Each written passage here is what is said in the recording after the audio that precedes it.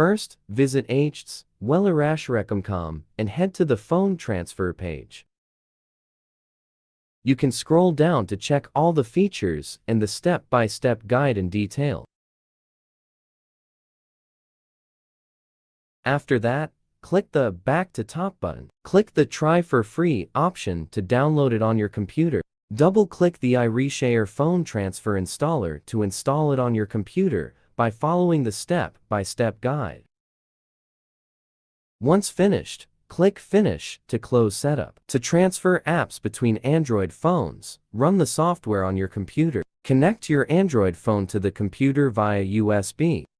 The software will quickly recognize your Android phone. If prompted, please click OK or Allow on your phone to make sure the connection is established.